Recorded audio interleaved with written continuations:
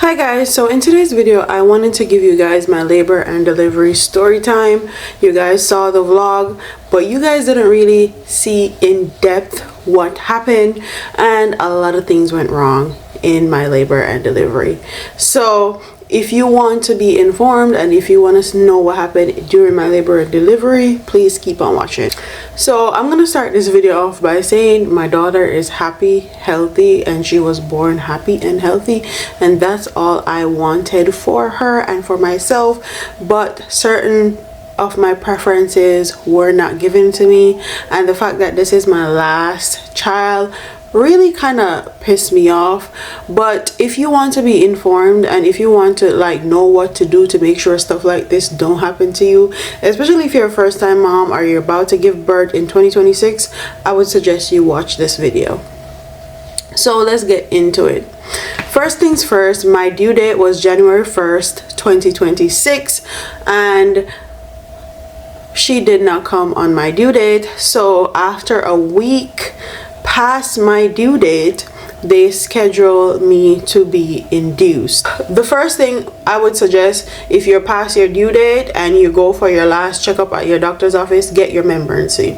I actually tried doing that, but there was no doctor there that was comfortable doing my membrane sweep when I actually went to go do it. And I had baby in January, and a lot of the doctors went on vacation. I don't know what that's about, doctors going on vacation in January, but a lot of doctors weren't there, and the doctors that were there and the nurse practitioners, they weren't comfortable giving me a membrane sweep. So I will say, if you don't want to be induced, as someone that this was my first time being induced and I've had spontaneous labors before, do not do what I did. The reason why I feel like I had to be induced was because this pregnancy was my last pregnancy and I wanted to enjoy it. I didn't want to be pushing my body. I didn't want to be exercising, and also I am a lot older and it was exhausting. Walking up and down, exercising, all of that stuff was exhausting, and exhausting to the point where you fell out of breath and all that stuff.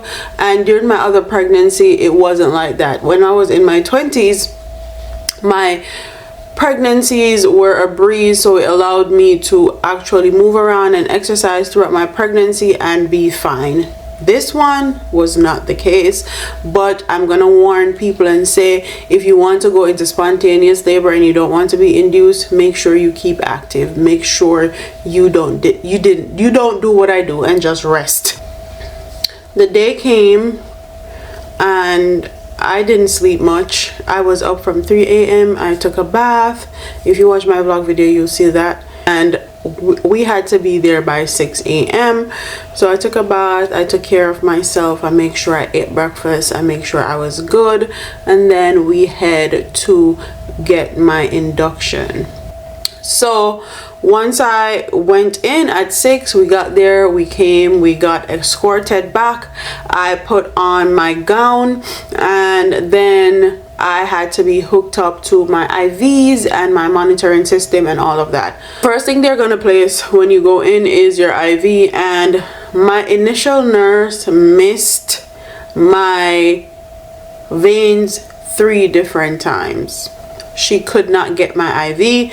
During this whole process, I could tell that Babe was kind of annoyed and irritated that this nurse missed my vein. But I'm a black woman and I'm of the mindset that I'm just gonna keep cool, calm, and collective because I have a baby. My mortality rate is super high, and I don't want to be labeled as the angry black woman, especially giving birth.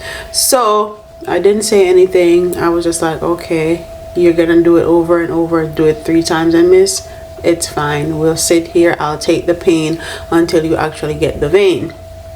So after she missed it 3 different times, it was time for shift change, which was about 7 a.m. My new nurse came. She introduced herself and her name was Summer, and as soon as she came in, she went in, she got a vein machine, she found the perfect vein and gave me my IV in my forearm. She told me everything that was gonna go on, and I had a few questions for her because I handed her my birth plan, and on my birth plan I told them I wanted to have a calm, all natural birth plan with minimal medical intervention. And my labor preferences was calm, dimly lit space with minimal interruption, freedom to move and walk and choose position throughout labor, intermittent fetal monitoring if possible, and minimal vaginal exams. A saline lock or hep lock is preferred over continuous monitoring, and natural coping strategies such as breathing, moving, hydrotherapy, massages, and nitrous oxide as the only planned pain relief. And I'm going to decline an epidural unless I specifically request it, and I want my IV to be placed in my forearm. So those are my labor preferences just initially off bat. So she read my labor preferences. She made sure I had a bouncy ball. She dimmed the lights in the room, and she made sure that I had a saline lock instead of continuous monitoring, so I wasn't hooked up to anything. I could move about freely and walk around and get on my ball and bounce and all that stuff. So in that aspect, she was an amazing nurse. She made sure everything that I wanted in that part was acknowledged and done. So the next part was my induction methods, and I put this in specifically because I've been in situations or I've seen inductions before, and I wanted to make sure that I was safe, and I wanted to make sure that my baby's safe, and I wanted to have the birth that I wanted to have. So I put for my induction, my first choice is Cytotec, which is misoprostol for cervical whitening, and starting with the lowest effective dose. And then my second choice would be a mechanical method such as a Foley balloon or membrane sweep. Those were my first choice, my second choice, and then my third choice would be Pitocin, and that would be the absolute last resort for me personally, and that would be used if all other options fail. I asked her some question about what induction method are they going to use, and she let me know that all the doctors in this hospital only use one induction method, and guess what it is? It was Pitocin, and I was floored. I was annoyed. I was irritated. I was like, there's so many other options on the market right now to induce women. Why do these doctors still want to use Pitocin, knowing that the correlation between taking Pitocin and actually having a C-section after taking Pitocin, especially using as an induction method, is so high? She explained whatever, that's the only induction method they're using. I was like, okay, I have no choice. But if you are going into this and you are pregnant and you want to cover all your bases, you need to make sure that during your prenatal visit, you're asking your doctor what type of induction methods are they using, if they're open to using like a Foley balloon, if they're open to using a different type of medicine outside of Pitocin, so you have all your bases covered. That's something that I did not do, and I regret not doing it. You can also call the hospital and ask the hospital that you're going to give birth at what type of induction methods the doctors use, because sometimes your doctor is not going to be on call, and that's another thing that happened to me. When I went in for my induction, my regular doctor was not my doctor. Make sure you have all of that squared away, and your doctor is going to be available and not going on vacation when you're supposed to be induced, or if you go over your due date, make sure your doctor is available. Then she was like, do you want to talk to the doctor on call? Do you want to talk to the doctor that's available? And I was like, sure. I talked to the doctor, and she was like, I know you don't want Pitocin, but we're gonna start you at the lowest possible dose, and then we're gonna gradually increase it over time and make it more bearable, especially since you want to do it all natural birth. And we know that taking Pitocin, sometimes people say the contractions are worse than having your labor go spontaneously. I agree, I oblige, because at this point I really don't have another choice, and I don't want to put myself or my child in danger, because I'm 40 weeks. I think I was 40 weeks and 6 days and I was a whole week and some days over my due date. And if you guys know anything about giving birth, you guys know that if you push it over 41 weeks, there is a very high possibility that you will have a stillborn baby. That's why they encourage women to have their child between 37 to 41 weeks. I obliged, and they started me on my lowest dose of Pitocin, and it was going great. I was managing everything fine. I went in to the hospital, induction, being 3 centimeters dilated, 70% effaced.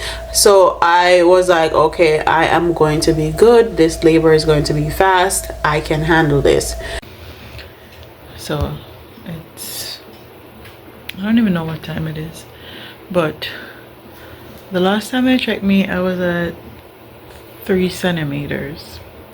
I broke my water, and I'm on Pitocin, and it's at 2, and then the volume is at 2.8.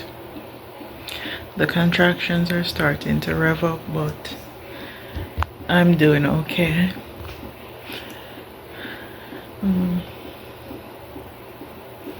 Okay. Yep. She's hanging in there.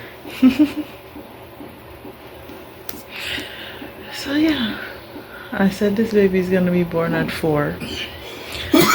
Babe said the baby's gonna be born between 12 and 1, and the nurse said 3. So we shall see. So she checked me. I was definitely still 3 centimeters dilated, 70% effaced, and she put my Pitocin in, and me and babe was just there talking, chilling. He was helping me go into the bathroom. He was being an amazing partner. I will say, if it was up to him being a partner for me during birth this time around, I would say I would probably have another child. If I would base it solely on that, I would probably have another child, because he was amazing at doing exactly what I wanted and exactly what I told him to do, and actually being present and making sure everything was going the way that I wanted to go. Going great. I am handling the Pitocin fine, and after about an hour of going back and forth between the bathroom and using my bouncy ball and drinking water and chilling and having babe massage my back or help me stretch or stuff like that, I walk around. I was like, okay, it's time to go to sleep. I know that in labor, when you are this early in labor, you make sure you get some rest, because when it's time to push and you're in active labor, and active labor starts at 6 centimeters dilated, you are gonna need to have a lot of energy to withhold your contractions and actually do this in a healthy, happy way. So I was like, I am going to sleep, and babe was like, no, you don't need to go to sleep. You need to continue walking around, you need to continue moving, you need to continue doing what you're doing. But I knew that these contractions were manageable, these contractions were okay, and I could sleep. So that's what I did. I went and took a nice nap, and I slept for about an hour and a half, and that was very much needed, because I didn't sleep the night before. As I told you guys, I woke up at 3 a.m. and I was super tired by the time my induction started, and I got my medication and all of that. And also babe didn't sleep either. Both of us were anxious because I'd never been induced before. So after that, I went to sleep for an hour and a half, and I was awakened out of my sleep by a contraction. The contraction was so intense, that's how I woke up out of my sleep. So I got up, used the bathroom, and I was there talking to babe, and I sat, moved around, and chilled for about another hour and a half. And this was when the contraction started hitting back to back to back to back. I had no break. Okay, they were intense. Okay, and babe was there trying to support me, trying to make sure I'm okay. And I was groaning, I was moaning, I was doing everything that I could to manage these contractions. And then when I look at the Pitocin level, I realized that my Pitocin is up to a 7. And then I realized that the Pitocin medication like kind of stopped. So we were there chilling, talking until the nurse came back. I was like, the Pitocin kind of stopped, but my contractions are intensifying and they're coming back to back to back. So she was like, okay. She refilled the medication and she made sure I was comfortable, I didn't want anything. And then she also checked me, and I was 5 centimeters dilated by that time. So I was 1 centimeter away from active labor. And once that Pitocin got restarted and my Pitocin got all the way up, and I looked at it, the last time I looked at it, it was at 7. By about 30 minutes later, I could not handle that Pitocin anymore. I think my Pitocin was probably at a 10 by then. I called the nurse immediately, and me and babe went back and forth for a good 10 to 15 minutes, because he was like, I said, babe, I want the epidural, and he was like, are you sure you want the epidural? Is this something you really want to do? Because this is something that I told him in my birth plan he needs to do, because when you're in pain, you're going to make irrational decisions, and something that you don't want to do just to alleviate the pain. So I told him to make sure it's something I want to do. Make sure that he's asking me if I want this epidural, and ask me when I'm not in pain. And he did exactly that, and I was like, I'm getting this epidural because I can't manage these contractions the way I want to manage them. And I know that if I'm stressed, the baby is going to be stressed also, and this is not going to turn out the way that I want it to, and I don't want to end up having to do a C-section after laboring. So we called the nurse, and I told the nurse that I want an epidural. The nurse was like, are you sure? Are you sure? She was a great nurse. She reiterated that I could do different pain management methods, and I was like, no, get me the epidural. And within 10 to 15 minutes, the anesthesiologist was in my room giving me my epidural. And the reason why I didn't want an epidural is because the last time my epidural did not work. I felt my daughter coming out. I felt everything, okay? And I felt like this time around I could handle it, especially since I went into spontaneous labor with Milani. But that wasn't the case with this one. I was being induced, and this induction method was a lot. So I got my epidural, and the doctor was super duper mindful. He asked me a lot of questions, why I didn't want an epidural at first, what happened, blah blah blah. I explained all of that to him, and he was like, okay, I'm gonna make sure that your epidural worked this time. And he did just that. Another thing that I realized with epidurals is because they put it in your spine, it normally gives women back problems and back pain, and that was another reason why I didn't want a epidural. But that's neither here nor there. I was way into my labor and I could not turn back now. So after they gave me the epidural, I started to shake. I started to tremble. I started to shake uncontrollably. And when I say uncontrollably, I mean uncontrollably.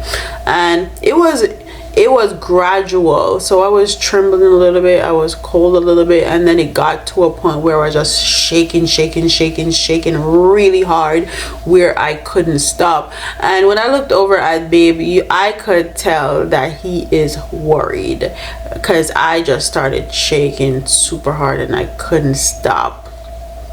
So around 3:30, my doctor came in. It was a nice Spanish lady. That wasn't the doctor that I was supposed to have, but that's neither here nor there. I did not care. I came to have a child. So she came in, and asked me, can she do a vaginal check, and I was like, okay, sure, fine, because at this point I've only had 3 checks. This would be the 3rd one. And she looked and she was like, oh my god, the baby's head is right there. And then she called my nurse. My nurse was like, oh my god, I just checked her and she was only at 5 centimeters. And the doctor was like, okay, get ready, we're having a baby. And with my labor process, so I'm going to talk about the pushing and birthing part now. It's freedom to choose any birthing position: upright, squatting, side lying, spontaneous pushing guided by my body to avoid coach pushing unless necessary, and I don't want a routine episiotomy. That's basically where they cut your vagina all the way to your butt. Immediate skin to skin contact if the baby is stable. Delivery cord clamp until the cord stops pulsing or turns white before cutting.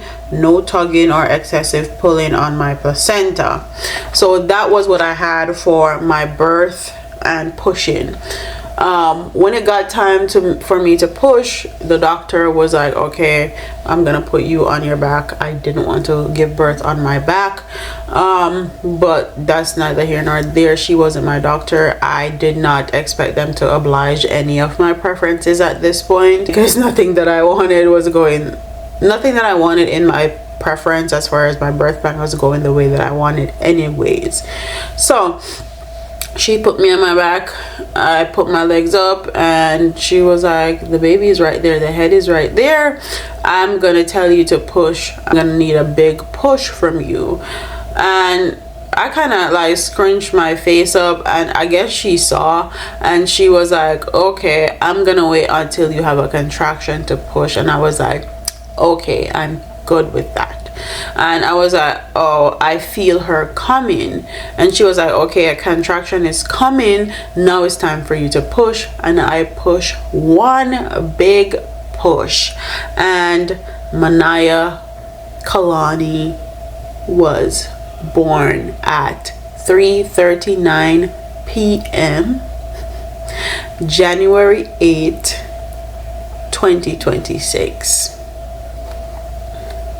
And she put Manaya on my chest. I realized that she was a little bit discolored, a little bit purple, so all I did was rub her. I was trying to rub her while they were running their mouth, doing whatever they were doing, and I was rubbing her, making sure to get her color, and babe was crying, and I looked up and I saw that he was crying, and I shed a tear as I was rubbing her.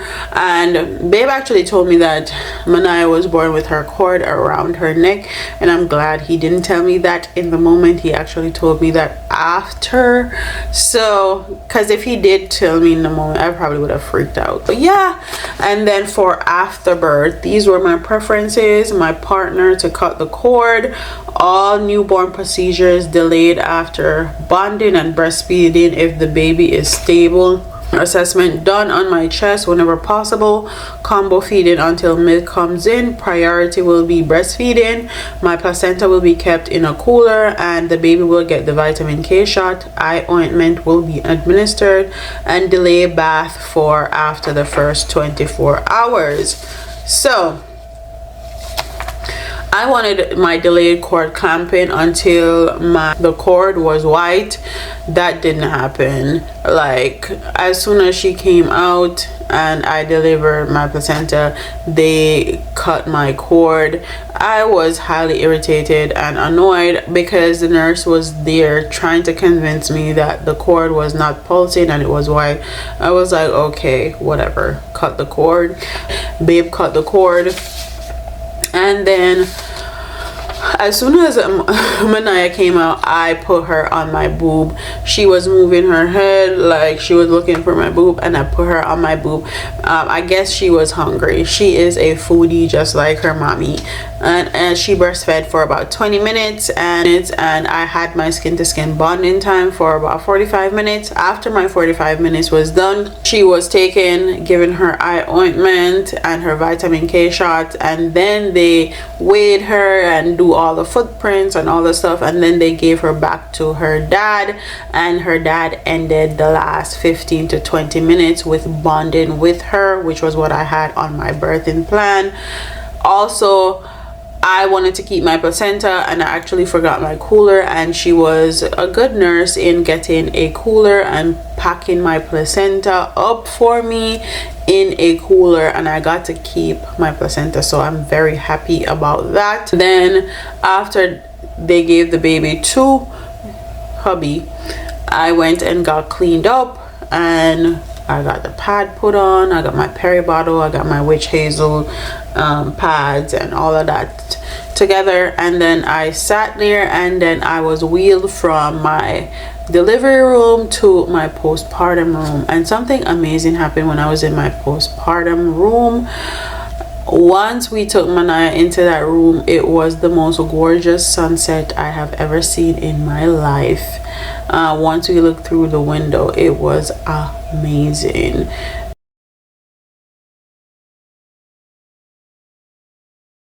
And once I went over there, the nurses did their shift report, and I actually had a Jamaican nurse. Shout out to her, I appreciate her. She took care of me, and the nurse that took over from that Jamaican nurse, because they had a shift change at around 7 p.m. was also amazing. That was my overnight nurse, and she didn't have her bath until the 24 hours were up. Second day, you guys can see in the vlog, I did my makeup, I took all my pictures, and this was when I was supposed to do my tubal ligation. I had the paperwork signed from months ago, and I was supposed to do it right after I gave birth. However, my doctor that was supposed to do it did not want to do it. I didn't get a reason why, so that was that day. I just spent that day taking nice quality picture, because I know that this was going to be my last baby, and babe was home with the kids, making sure that they were all right, and they were at school, and they were doing what they were supposed to do, and he was cooking and all of that. So, and then after that, the third day, I went home with Manaya, and we have been home ever since. So that is my labor and delivery story. Quite honestly, I feel like my labor and delivery was a nightmare compared to all my other labor and delivery, because I got what I wanted in those labor and delivery, and then this one I just had to make do with what was happening to me. I felt like I had no power, I had no control, and honestly, I'm just happy that my daughter was born happy and healthy, and I made it through, because Black women's mortality rate giving birth in the United States is super high. So everything that I talk about in here, and all the stuff that you should do and make sure you have in place if you're about to be a mom, please make sure you do. Make sure that if you pass your due date, your doctor is going to be available past your due date. That's something I did not do, and I did not reiterate. Make sure that you ask your doctor what induction methods are their preference. Make sure you talk about how you want to be induced, if you have to be induced. Make sure that there is a doctor there to do a membrane sweep if you want a membrane sweep to be done once you are full term. I don't suggest doing a membrane sweep before you're full term, and that's 37 weeks pregnant. Make sure that the hospital have different types of induction methods available, like a Foley balloon. A Foley balloon is a mechanical induction method that is proven and that also works. You have Cytotec that you can use as a medication to be induced. Also, make sure you are well versed in everything that can go wrong and everything that can go right, and make sure that you are prepared for every and anything. So with that being said, this is my labor and delivery story. I hope you guys enjoy. Don't forget to like, comment, share, and subscribe. Leave your comments in the comment section below, and I'll see you in the next one. Deuces.